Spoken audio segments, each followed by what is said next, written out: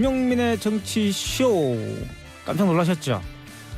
일주일 동안 제가 진행을 맡게 되었습니다. 저는 경희대에서 학생을 가르치고 있는 이태광입니다.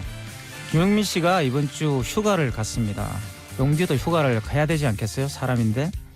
네, 덕분에 제가 여러분께 인사를 드리게 됐네요. 기억하실지 모르겠습니다만 저도 이 정치쇼와 때려야 뗄 수 없는 인연을 가지고 있습니다. 여의도 미신타파라는 코너가 있었는데요. 게스트를 출연을 했죠. 오늘은 게스트가 아니라 진행자 자리로 살짝 옮겨오게 됐습니다. 옮겨오니까 좀 긴장이 되네요. 어리버리 하더라도 잘 봐주시면 감사하겠습니다. 제가 진행하다가 청출 떨어지면 용디가 가만두지 않을 것 같아요. 휴가 가는 용디에게도 오늘 보내주시고 오늘부터 대타로 뛰는 저에게도 응원 보내주시면 감사하겠습니다. 오늘 첫 곡입니다. 더준이 부릅니다. 한 걸음 더. 정치쇼 1부 시작합니다. 오프닝을 했을 뿐인데 문자 굉장히 많이 보내주셨네요.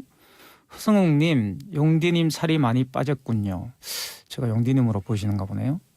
김미선님, 용디 휴가 갔어요? 전 용디가 다이어트 하신 줄 화이팅입니다. 박진선님, 오래간만입니다. 권태훈님, 이태광 교수님 구수한 입담 부탁드립니다. 기대. 이분들은 제 팬인 것 같아요. 예, 과거에 게스트로 나왔을 때 들어주신 청취자분들이군요. 네, 응원 감사드리고요. 제 옆에 지금 돈돈 브리핑 하러 정상근 기자님 나와 계십니다. 안녕하세요. 네, 안녕하십니까. 네, 오늘 뭘 준비해 오셨나요? 돈돈 브리핑이 무슨 뜻이에요, 근데? 돈돈 브리핑이요? 네. 김용민 PD랑 저랑 좀 돈을 밝힌다라는 의미도 있고 그리고 또 하나는 심오한 의미가 있네. 약간 좀 살집이 있는 좀 그런 사람들이어서. 네. 그 김용민 PD께서 제 옆에 앉아 계셨을 때는 그 등치가 서로들이 있으니까 되게 가까이 느껴졌었거든요. 네. 근데 이태강 교수님은 너무 마르셔가지고 되게 멀리 느껴지고 있어요. 저는 마른 건 아니고 근육질이죠. 어딜 봐서? 네, 죄송합니다. 사람이 보는 앞에서 이렇게 뻔뻔하게 거짓말을 하시네요. 자, 빨리 브리핑을 시작하시죠. 첫 번째 브리핑 가시죠. 시작해 볼까요? 네, 양승태 대법원이 2015년 말에 그 한일 위안부 합의가 이뤄진 뒤에 그 위안부 피해자들이 낸 소송에 개입하려 한 정황이 있다고 한겨레가 보도했습니다. 지난 2013년에 이 고 배춘희 할머님 등 위안부 피해자 12분이 일본 정부를 상대로 조정 신청을 낸 바가 있는데요. 일본 정부가 이에 응하지 않아서 결국 조정이 무산되고 이제 정식 손해배상 소송으로 가던 중이었습니다. 네. 그런데 2015년 말에 이 박근혜 정부와 그 일본의 아베 신조 내각이 그 이른바 위안부 합의를 했는데 그렇죠. 그러자 갑자기 이 대법원 법원행정처가 이 소송에 대해서 관심을 갖기 시작했다라는 거예요. 그래서 법원행정처 기획조정실이 2016년 1월에 해당 소송에 개입하는 계획을 짰는데 네. 그게 위안부 손배 판결 관련 보고라는 대외비 문건이고 네. 이거를 한겨레가 입수를 한 것으로 보입니다. 그렇군요. 네, 이 문건에 따르면 이 법원행정처 기조실은 그 해당 소송 1심을 각하 또는 기각으로 결론을 내리는데요. 네. 그 일선 법원이 관련 재판을 시작하지도 않았는데 이 법원행정처가 이미 결론을 내버렸다라는 의미죠. 뭔가 꿍꿍이가 있네요, 그죠? 네, 그래서 이때 당시 상황을 보면 그 일본 정부가 이 한국 법원에서 이 위안부 피해자 할머님들이 소송을 냈을 때 그 자체를 인정하지 않으면서 버티기로 일관을 해왔었거든요. 그렇죠. 그런데 이 와중에 이 법원행정처가 그 일선 법원에 일종의 가이드라인을 준 것이나 다름없다라는 지금 비판이 나옵니다. 그렇죠. 그러면서 이 법원행정처가 국가 면제 이론이라는 것을 들고 나왔는데 네. 이게 한국 법원은 외국 국가를 상대로 낸 소송을 담당할 수 없다라는 논리거든요. 참 희한한 논리입니다, 그죠? 네, 또 이게 또 안 받아들여지면은 네. 이 1965년 한일 협정으로 이 개개인이 손해배상을 청구할 권한이 없어졌고, 그게 항상 들고 나온 논리잖아요, 그러니까. 네네. 한일협정에서 이미 다 결판 났다. 그렇습니다. 이게 한일협정이 있었기 때문에 그렇다는 건데 또 이런 불법행위, 그러니까 위안부 불법행위가 있은 지 10년이 넘는 시간이 지났기 때문에 이게 민사소송의 소멸시효도 지났다라는 예비 논리까지 있었다고 합니다. 그러니까 먼저는 외국 국가를 상대로 소송을 할 수 없다는 이론을 딱 들고 나온 다음에 이게 만약에 여론에 안 좋거나 아니면 그렇죠. 재판부가 받아들여지지 않으면 한일협정이나 아니면은 민사소송 소멸시효 이런 논리들을 또 내세워서 이렇게 재판을 하라라는 지침으로 볼 수 있는 내용들이 들어가 있었다라는 거예요. 어쨌든 이게 사실이면 정말 큰일이네요. 네, 가이드라인을 줬다는 거 아니에요? 판결에 대해서. 그렇습니다. 판결에 대해서 가이드라인을 줬고 이제 그것도 심지어 이 위안부 피해자 할머님들을 상대로 그러니까 이분들이 뭐 오죽하면 뭐 우리나라 법정에서라도 이렇게 재판에 소송을 거셨겠습니까? 근데 그렇죠. 물론 뭐 법에 입각해서 법정이 이제 판결을 내려야겠지만, 근데 이거는 박근혜 정부가 아베 신조 내각하고 위안부 합의를 한 이후에 마치 이 재판을 기각이나 아니면 뭐 소멸을 시키라는 듯이 지침을 내린 거기 때문에 그렇죠. 네, 이제 상당히 좀 문제가 될 것으로 보이고요. 또 이미 그래서 이후에 계속 이 재판이 3년 동안 지연이 되고 있었고 또 그 사이에 이 소송을 낸 피해자가 12분이셨는데 그중에 위안부 피해자 할머님 절반이 돌아가셨다고 합니다. 그렇죠. 지금 상당히 그 증언해 주실 분들도 지금 얼마 남아 있지 않은 상황이잖아요. 그죠? 네, 네. 얼마 남아 계시지도 않은 상황이고 또 어쨌든 이분들에게 뭐 시간도 없는 그런 상황에서 계속 법원이 이 재판을 질질 끌면서 법원이 누구 편인지 모르겠어요, 정말. 네, 그렇습니다. 이게 뭐 누구 편인지 알 수 없는 참. 그런 상황이죠. 뭐 반드시 누구의 편을 들어야 된다라기보다는 그 재판은 공정하게 해야 되는데 네네. 정말 참 답답합니다. 그뭐 박근혜 정부의 이 위안부 합의에 발맞춰서 이 법원이 계속 이제 발맞춰 나아가려 네. 했다라는 그런 증거로도 볼 수 있을 것 같아요. 뭐 이 답답한 소식은 또 있고요. 다음 뉴스 좀 넘어가 볼까요? 인권위가 유경식당 탈북 사건 직권 조사를 명했다고 하는데 네. 국가인권위원회가 지난 2016년 이 북한 식당 종업원들이 집단 탈북해 한국으로 입국한 사건을 직권 조사하기로 했습니다. 네. 지난 10일에 이 토마스 오에아 킨타나 유엔 북한인권 특별보고관이 이 중국 내 북한 식당 종업원들과의 집단 탈북 사건과 관련해서 이 한국으로 오게 된 경위에서 여러 가지 결점이 있음을 파악했다. 이들 중 일부는 어디로 가는지 알지 못하는 상태로 한국에 오게 됐다고 진술했다라고 밝힌 바가 있는데요. 그렇군요. 네, 아울러 이 유엔 북한인권 특별보고관이 이 사건에 철저하고 독립적인 진상규명 조사가 필요하다라고 지적을 했습니다. 네. 그래서 이에 따라서 국가인권위원회가 이 사건을 직권 조사하기로 했고요. 뭐 이미 뭐 민변 민주사회를 위한 변호사 모임하고 이 인권위가 이 사건 조사를 진행을 해오긴 했었었는데 지금 뭐 여러 의혹이 또 추가로 제기가 되면서 이거는 그냥 단순히 사건 조사 차원이 아니라 이 직권으로 인권위가 뭐 정식으로 좀 조사를 해봐야겠다라는 판단이 있었던 것 같습니다. 뭐 말씀드렸던 이 북한 식당 종업원 집단 탈북 사건은 그 지난 2016년 4월 8일에 이 중국 닝보에 있는 북한 식당에서 이 그렇죠. 남성 지배인 1명과 여성 종업원 12명이 집단 탈북해서 말레이시아를 통해 국내로 입국한 사건인데요. 네. 당시 이례적으로 통일부가 이들이 입국한 지 하루 만에 뭐 이런 사실을 전격적으로 발표를 했고 또 이후에 이 선거용 기획 탈북이다라는 의혹에 휩싸이기도 했었습니다. 그리고 최근 인권위 조사 과정에서 이 중국의 류경식당 지배인이었던 이 허모 씨가 이 국정원 직원의 협박과 회유에 따라서 집단 입국을 했다라고 주장을 했고요.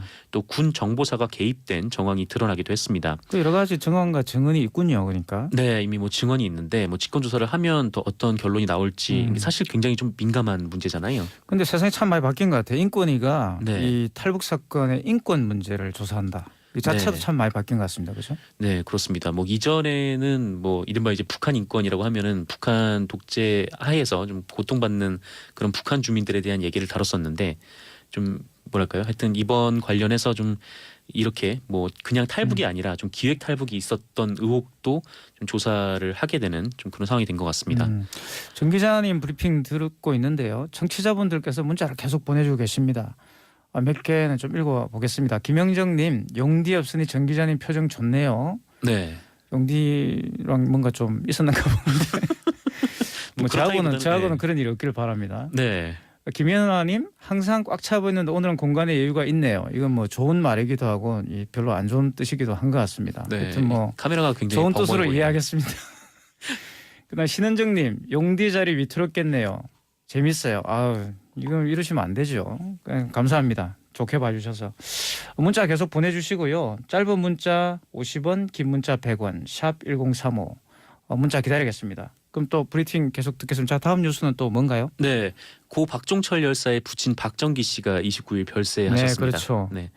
예, 박정기 씨는 1928년 그 경남 동래군, 그러니까 현 부산 기장군에서 태어나서 부산에서 학교를 다니셨는데요. 1987년 1월 이 막내 아들 박종철 열사가 그렇죠. 네. 네, 경찰의 모진 고문으로 사망한 후에 이 공무원 정년 퇴임을 바로 앞두고 이 민주화 네. 운동의 길로 나서셨습니다. 이 고인이 그 경찰이 이렇게 발표를 했었잖아요. 그 책상을 턱하고 치니 억하고 죽었다. 네. 정말 시대에 남을 명언이죠. 네. 이렇게 경찰이 발표를 한 날 이 고인께서 일기를 쓰셨는데 일기 내용이 이렇습니다.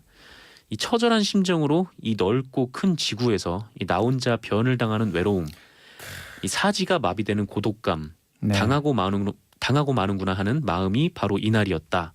이렇게 수레를 하셨고요. 이후에 이제 민주화운동 유가족협의회에서 뭐 활동을 해오시면서 뭐 민주화운동 열사뿐 아니라 이 노동자, 학생들의 억울한 죽음이 있을 때마다 네. 주검을 지키고 유족들과 함께 싸워 오셨습니다. 그리고 도인이 되셨는데 이 문재인 대통령은 이 페이스북에 아버님은 아들을 대신해서 때로는 아들 이상의 민주주의자로 사셨다라고 추모를 했고요. 그렇죠. 이 조국 민정수석과 임종석 비서실장 그리고 박원순 서울시장 등이 조문을 왔습니다. 무엇보다 제가 개인적으로도 박정기 그 아버님은 상당히 좀 제가 학생 때 네. 만나 뵙고 사실 박정칠 열사가 제가 살던 부산 같은 동네 살았었어요. 그러신가요? 네. 뭐 해관고를 나오셨고 그죠. 물론 저는 해관고를 안 나왔지만 그래서 참 각별한 느낌이 있네요. 일단 이 어르신 별세 소식은 사부에서 또 함께 이야기를 나눠볼 것 같으니까 네네. 다음 뉴스로 좀 넘어가죠. 사실 좀 큰 뉴스가 지금 기다리고 있는데 2007년 국군 기무사령부 기무사죠. 네네. 대선에도 개입했다. 2007년에서 참여정부 때인데 그죠? 네, 그렇습니다. 2012년 대선 개입을 넘어서 2007년에도 대선에 개입한 것으로 보인다. 이렇게 MBC가 보도했는데요. 다만 차이가 있다면 2012년 대선에서는 그 당시 여당 그리고 그렇죠. 2007년 대선에서는 당시 야당 후보를 지원을 그때 했다라는 참 것입니다. 돌아보면 참 안타까워요. 네, 좀 황당한 일인데 네. 이 MBC 보도에 따르면 이 국군 기무사령부는 지난 2012년 이 대선에서 박근혜 후보의 당선을 위해서 뭐 인터넷 댓글 공작뿐 아니라 이 보수 단체를 관리하면서 전방위적으로 네. 대선에 개입했다라고 합니다. 네. 그 2012년 7월에 이 기무사가 박근혜 캠프 지원을 위한 기획 문건이라는 것을 작성을 했는데요. 이 문건을 보면 이 박근혜 후보 측의 캠프의 이 조직과 활동 전망 이런 것들도 군이 분석을 했고 이야, 그리고 정말. 또 뭐 보수 세력의 결집을 위해서 이 176개에 달하는 보수 단체를 박근혜 지원 세력으로 관리를 하는 한편 네. 또 예비역 장성들은 이 당 차원, 그러니까 당시 새누리당이었겠죠. 새누리당 차원에서 조직적으로 관리를 하기로 했습니다. 뭐 아울러서 이 문재인 민주당 후보를 비방하는 인터넷 댓글을 달아서 여론 공작을 펼쳐야 한다. 뭐 이런 내용도 있었다고 하고요. 그런데 이게 더 황당한 거는 그러니까 이 문건에 이런 내용이 있었다고 해요. 그러니까 2007년 이명박 후보가 당선되던 17대 대선 당시의 활동을 2012년 대선에 참고한다. 이건 뭐 아주 장기 플랜을 가지고 있었네요, 그러니까. 네, 그러니까 이게 2007년 대선에서도 똑같은 일을 한 거 아니냐 이런 지금 의혹이 불거질 수밖에 없는데 실제로 군 관계자가 MBC와의 인터뷰에서 기무사가 17대 대선을 앞두고도 이명박 후보를 조직적으로 지원했다는 사실을 확인했다. 네, 이렇게 네. 밝히기도 했습니다. 사실 뭐 이 정도 정황만 보더라도 참 큰 문제입니다. 네, 그렇습니다. 이게 뭐 계속해서 뭐 내부에서 수사를 그렇죠. 해나가야 되지 않나. 이 그런 국민 생각이 세금 듭니다. 써가지고 이렇게 민간의 어떤 그런 정치에 개입한다는 거, 이건 정말 어떤 명분으로도 사실 해명이 안 되고요. 철저한 네. 진상 규명이 있어야 되겠네요. 그렇습니다. 그다음 뉴스는 또 뭘 준비하셨나요? 네, 홍준표 자유한국당 대표가 고 노회찬 정의당 원내대표를 향해서 이 자살은 또 다른 책임의 피라는 말을 해서 구설에 올랐습니다. 이분은 페북 끊는다고 하셨던 것 같은데. 네, 이게 페북 중독이 그렇게 지독한가 봅니다. 지금 페북을 없애야 됩니다. 네, 안 그래도 페이스북의 주가가 많이 떨어졌다는 뉴스도 있었는데, 다행이네요. 네, 이 6.13 지방선거의 참패 책임을 지고 이 미국에 머물고 있는 홍준표 네. 대표가 미국에 계시군요 지금. 네네 미국에 있습니다. 그 지난 28일 밤에 먼 곳에서. 네, 자신의 페이스북을 통해서 네. 그 어떤 경우라도 자살이 미화되는 사회는 정상적인 사회가 아니다라고 주장을 했습니다. 이어서 뭐 오죽 답답하고 절망적인 상황에서 극단적인 선택을 할 수밖에 없었는지 일견 이해는 가지만 그래도 자살은 생명에 대한 또 다른 범죄다라고 주장을 했습니다. 네, 고 노회찬 원내대표를 지금 지칭하신 거죠? 네, 그렇습니다. 뭐 물론 이제 자살이 뭐 이렇게 뭐랄까요, 하여튼 뭐 용인이 되거나 하여튼 그렇죠. 그런 뭐 사회가 되면은 당연히 그런 뭐 안 문제는 되겠지만 아니죠 지금. 이 문제는 이 고인에 대한 추모 열기를 그렇죠. 자살에 대한 미화라고 지칭을 한 데 있거든요. 이에 이 최석 정의당 대변인이 논평을 내고 그 누구도 노회찬 원내대표의 죽음을 미화하지 않았다라면서 이 죽음에 이르기까지의 상황에 대해 국민들이 공감하고 아파했을 뿐이다. 그렇죠. 라고 반박했습니다. 이어 홍준표 대표에 대해서 다른 사람의 처지를 생각할 줄 모르는 생각의 무능은 말하기에 무능을 낳고 행동에 무능을 낳는다라고 비판을 했는데 이어서 뭐 여야를 막론하고 여러 정치인들이 이 홍준표 대표의 페이스북 글에 대해서 반박을 하고 있거든요. 뭐 네. 자살을 미화한 게 아니라 고인이 걸어온 길을 추모하는 것이다라고 반박을 했는데 이에 홍준표 대표는 다시 페이스북에 같은 말을 해도 좌파들이 하면 촌철살인이고 우파들이 하면 막말이다. 뭐 이렇게 이상한 세상이다. 이렇게 네, 말하기도 네, 했습니다. 네. 오늘 뉴스는 이걸로 정리하겠습니다. 네, 오늘 정 기자님 감사드리고요. 네, 감사합니다. 내일 또 나오시죠? 네, 그럼요. 내일 또 뵙겠습니다. 감사합니다. 네.